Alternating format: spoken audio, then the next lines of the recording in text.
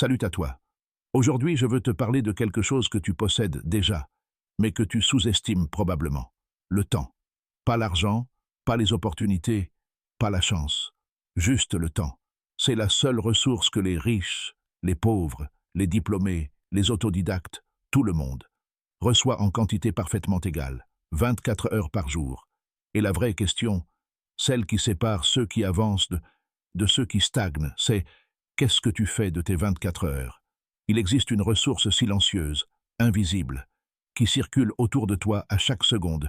Tu ne peux ni l'entasser dans une boîte, ni la verrouiller dans un coffre, ni l'échanger contre quelque chose de concret. Pourtant, elle vaut davantage que tout ce que tu pourrais posséder matériellement. Cette ressource, c'est le temps. Il n'a pas de forme, pas d'odeur, pas de bruit, mais il façonne ta vie entière sans jamais demander la permission. Imagine une grande salle, immense, avec des millions de personnes. Chacune d'elles tient dans sa main une bourse remplie du même nombre de pièces. 24 pièces exactement, pas une de plus, pas une de moins. Certaines personnes les dépensent immédiatement dans des divertissements, des distractions, des conversations qui n'ont aucune valeur. D'autres gardent leurs pièces, les échangent contre de la connaissance, des habitudes, des compétences. Et tous les jours, à minuit, la bourse se vide et se remplit à nouveau, 24 pièces neuves, prêtes à être dépensées. Ce qui change les destins, ce n'est pas la quantité que chacun reçoit. Elle est identique. Ce qui change tout, c'est le choix de ce que tu fais avec cette bourse. Le temps que tu distribues sans y penser, tu ne le reverras plus. Tu ne peux pas aller à la banque de la vie et dire: « Hier j'ai perdu 3 heures, j'aimerais les récupérer. » La vie te répondra toujours: « Ce qui est passé, avance. » Et c'est là qu'on comprend à quel point cette ressource est sacrée. Chaque minute passée à faire défiler des vidéos sans attention est une minute où quelqu'un d'autre apprend quelque chose qui changera son avenir. Chaque heure à procrastiner est une heure où un autre renforce sa discipline. Chaque soirée où tu te dis « je ferai ça demain » est une soirée où un autre construit ce que tu reportes. Et petit à petit, ces écarts deviennent des mondes parallèles. L'un progresse, l'autre stagne. Le temps ne fait pas de bruit quand il s'en va. Il glisse doucement, comme un courant d'air. Tu ne l'entends pas, tu ne le vois pas, tu ne le sens pas. C'est quand tu regardes en arrière que tu réalises ce qu'il t'a pris. Des projets jamais commencés, des rêves que tu as laissés dormir, des opportunités auxquelles tu n'as pas osé répondre. Ce n'est pas la vie qui te les a retirées. C'est juste toi qui leur as donné trop peu de place. Le temps est ton capital le plus précieux, parce qu'il est le seul qui existe en quantité limitée, et qui diminue peu importe ce que tu fais. Tu peux être riche ou pauvre, célèbre ou inconnu, diplômé ou autodidacte. Ton compteur diminue exactement de la même façon. Le vrai privilège, ce n'est pas d'avoir plus que les autres, c'est d'apprendre à faire mieux avec ce que tu possèdes déjà. Certains utilisent leurs heures pour s'entraîner, lire, créer, réfléchir, apprendre. D'autres les consomment comme si elles étaient infinies. Et lentement, imperceptiblement, l'écart se creuse entre ces deux mondes. Comprendre la valeur de ton temps, ce n'est pas devenir rigide ou obsédé. C'est simplement ouvrir les yeux sur la seule ressource qui peut transformer ta vie, ou la laisser filer. On entend partout des phrases comme « je veux une vie équilibrée »,« je veux du temps pour moi »,« je veux me reposer ». Mais la vérité, c'est que beaucoup cherchent un équilibre alors qu'ils n'ont même pas commencé à bâtir quelque chose qui mérite d'être équilibré.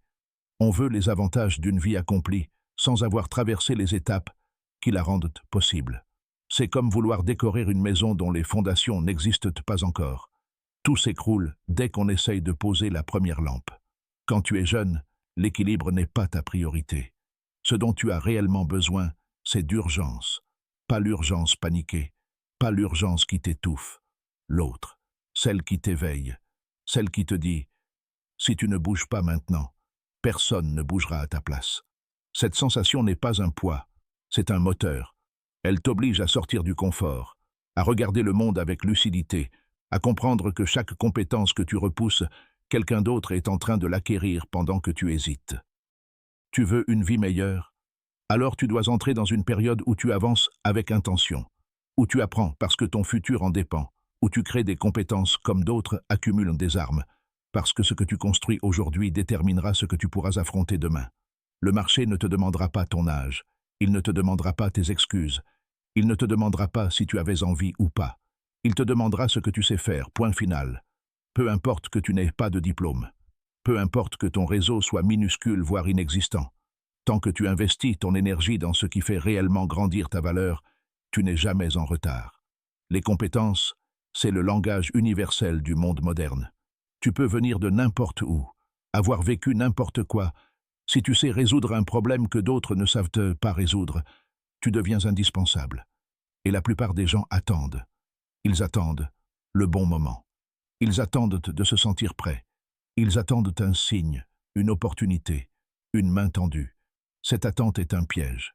Elle te berce doucement jusqu'à ce que tu réalises que les années sont passées et que tu n'as pas bougé d'un centimètre.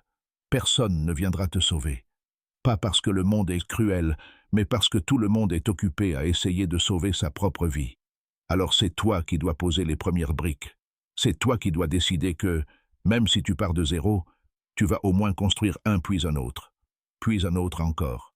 Tu deviens quelqu'un non pas parce que tu as eu les bonnes cartes, mais parce que tu as appris à jouer les cartes que tu as reçues mieux que les autres, et tu n'as pas besoin de tout faire en même temps. Tu dois seulement t'accepter que c'est maintenant que ça se joue. Les années où on a l'énergie, la capacité d'encaisser, la liberté de se tromper, ce sont les années où tu dois appuyer sur l'accélérateur, pas sur le frein. L'équilibre viendra plus tard. Pour l'instant, c'est ta construction qui compte. On te l'a peut-être répété depuis l'enfance. Obtiens ton diplôme, c'est la clé de ton avenir. Mais si on observe le monde réel, celui où les entreprises évoluent, où les technologies bouleversent les métiers, où les opportunités changent de forme chaque année, on se rend compte d'une vérité que beaucoup découvrent trop tard. Ce qui fait la différence, ce n'est pas le papier que tu accroches au mur, c'est ce que tu sais vraiment faire. Imagine deux personnes. L'une a un diplôme prestigieux, mais n'a pas développé de compétences concrètes, n'a jamais résolu de vrais problèmes, n'a jamais appris à communiquer avec impact. L'autre a peut-être un parcours ordinaire, mais elle sait rédiger un texte qui touche, présenter une idée clairement, analyser une situation complexe, trouver une solution là où les autres restent bloqués. Laquelle des deux sera choisie par le marché? Laquelle des deux avancera dans un monde qui récompense l'efficacité, l'adaptation, la créativité? La réponse est évidente. Les compétences sont ta vraie monnaie. Elles te suivent partout. Elles ne se perdent pas, ne s'effacent pas, ne disparaissent pas avec le temps. Tu peux changer de pays, de secteur, d'ambition. Si tu sais résoudre des problèmes, tu auras toujours une place à table. Regarde autour de toi.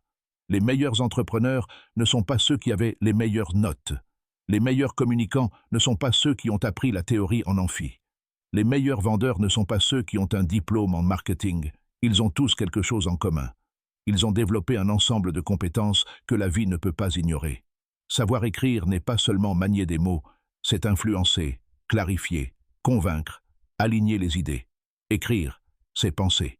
Savoir communiquer n'est pas parler fort, c'est transmettre de manière naturelle ce que tu veux que l'autre comprenne, ressente, retienne. Savoir vendre n'est pas manipuler, c'est connecter une solution à un besoin. Savoir apprendre rapidement, c'est s'assurer une évolution constante dans un monde qui bouge à une vitesse presque violente. Et voici la partie la plus incroyable.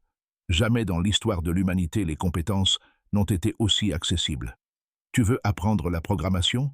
Il y a des milliers de vidéos gratuites. Tu veux améliorer ton écriture? Il existe des dizaines de chaînes, de blogs, de cours. Tu veux comprendre la psychologie, l'économie, la finance, le marketing, l'IA, la communication. Tout est cela à portée d'écran. Alors pourquoi, malgré ce buffet illimité de savoir, tant de personnes restent-elles au même niveau? Parce que le problème n'est pas l'accès. Le problème, c'est l'attention. Tes compétences ne manquent pas de nourriture. Elles manquent de temps. Pas parce que tu n'en as pas, mais parce qu'il est dévoré par ce qui ne te construit pas. On croit qu'on est fatigué, mais dans la plupart des cas, on est juste saturé de notifications, noyé dans les vidéos rapides, bloqué dans les cycles de scroll qui grignotent les heures sans qu'on s'en rende compte. Ton véritable ennemi n'est pas le manque d'énergie. C'est ton écran quand il devient un siphon. Une distraction peut sembler minuscule. Juste 5 minutes. Mais minute après minute, tout s'additionne. Et ce sont tes compétences qui restent affamées pendant que ton cerveau se gave de divertissements vides. Le monde appartient aujourd'hui à ceux qui traitent leurs compétences comme un investissement, pas comme un bonus. Ceux qui comprennent qu'apprendre n'est plus un luxe, mais une nécessité quotidienne. Ceux qui savent que la sécurité n'est pas dans un diplôme, mais dans ce qu'ils sont capables de produire. Il existe une vérité que beaucoup sous-estiment, simplement parce qu'elle ne fait pas de bruit. Les petites actions, celles que personne ne remarque, sont les seules capables de transformer une vie entière, pas en un jour, pas en une semaine, mais à travers une répétition silencieuse, presque invisible. C'est ce que la plupart appellent « rien ». Et pourtant, c'est exactement ce qui crée tout. Pense un instant à une goutte d'eau. Elle n'a rien d'impressionnant. Elle tombe, se disperse, disparaît, mais laisse-la tomber au même endroit pendant des jours, des mois, des années, et elle finit par creuser la pierre. Une simple goutte, incapable de briser quoi que ce soit dans l'instant, mais imbattable dans la durée. C'est le même principe avec ta vie. Lorsque tu lis quelques pages par jour, tu ne te sens pas différent. Quand tu économises une petite somme, tu n'as pas l'impression de devenir riche. Quand tu pratiques une compétence pendant 20 minutes, tu ne sens pas ton niveau exploser. Quand tu te lèves avec une intention, tu n'as pas l'impression d'avoir changé de destin.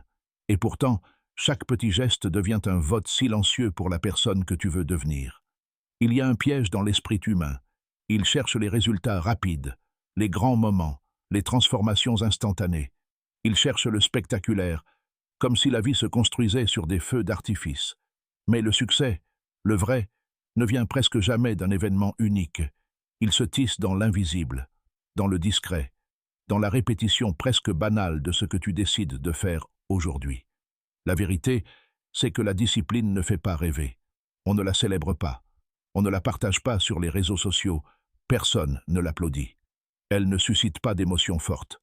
La discipline, c'est faire ce que tu dois faire, même quand tu n'en as pas envie. Et c'est précisément pour cette raison qu'elle bat, chaque fois, la motivation. La motivation est brillante, mais instable. Elle te donne envie pendant quelques heures, puis elle s'efface dès que la réalité devient lourde. Elle dépend de l'humeur, du contexte, du temps, des distractions. La discipline, elle, n'a besoin de rien. Elle ne dépend pas du soleil ni de ton énergie du moment. Elle agit, elle avance, elle construit, même dans l'ombre. Et lorsque tu commences à répéter de petites actions chaque jour, quelque chose change en toi. Tu deviens plus solide, plus cohérent. Tu n'es plus la personne qui attend un signe, un moment, une opportunité. Tu deviens celle qui construit, celle qui influence, celle qui décide. Chaque page lue renforce ton esprit. Chaque minute de pratique façonne ton talent. Chaque petite somme économisée prépare ta liberté. Chaque matin intentionnel crée un futur aligné avec tes choix et non avec tes émotions du moment. Les transformations les plus impressionnantes ne sont jamais visibles au début. Elles naissent dans l'humilité des répétitions, dans la patience des gestes minuscules.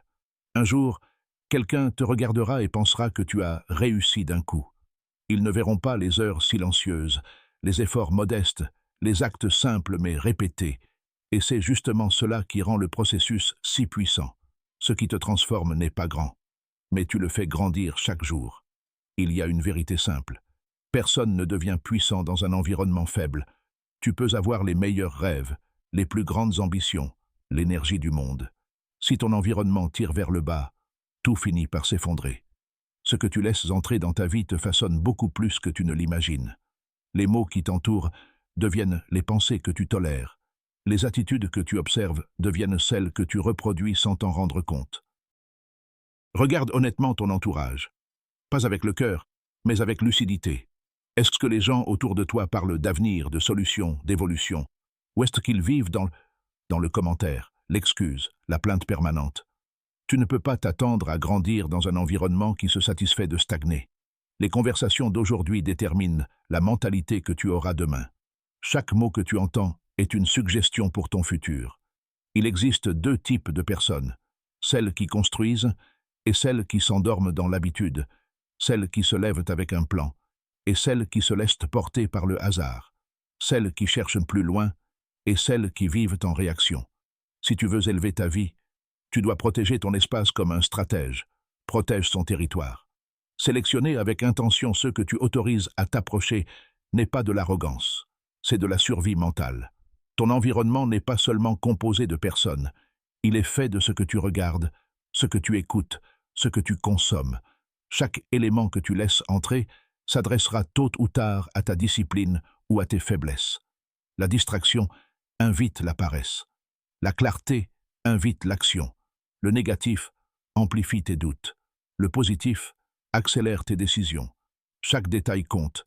Et puis, il y a tes excuses. Elles sont rusées. Elles se lèvent toujours juste après toi. Donne-leur une seconde d'avance et elles dictent ta journée. Elles te diront que tu es fatigué, que tu as le temps, que tu feras mieux demain. Elles ont toujours un argument logique. Tes excuses ne te veulent pas du mal. Elles veulent simplement te maintenir dans la zone confortable, mais cette zone confortable est exactement le lieu où ton potentiel se perd. C'est pour cela que tu dois agir avant elles. Te lever plus tôt que ta paresse. Prendre une décision avant que ton doute ne s'installe. Lancer l'action avant que ton esprit ne fabrique la bonne raison de repousser. La maîtrise de ta vie ne commence pas par de grandes résolutions, mais par la capacité à agir quand ton cerveau veut encore négocier. Imagine ton futur toi, quelque part devant, en train de t'observer. Ce n'est pas un personnage imaginaire, c'est la version de toi que tu es en train de construire. À chaque choix, il te regarde. À chaque effort, il progresse. À chaque excuse, il régresse. Il te voit abandonner ou persister, différer ou avancer, te disperser ou te concentrer, et il porte les conséquences de tes décisions présentes. Chaque jour, tu as l'opportunité de devenir quelqu'un que tu respectes réellement. Pas quelqu'un que tu idéalises, mais quelqu'un que tu construis. Quelqu'un dont tu pourrais être fier si vous deviez vous rencontrer. Ce futur, toi, attend que tu lui facilites la vie par ton sérieux, ton courage, et surtout par ta capacité à protéger ton environnement comme une ressource sacrée.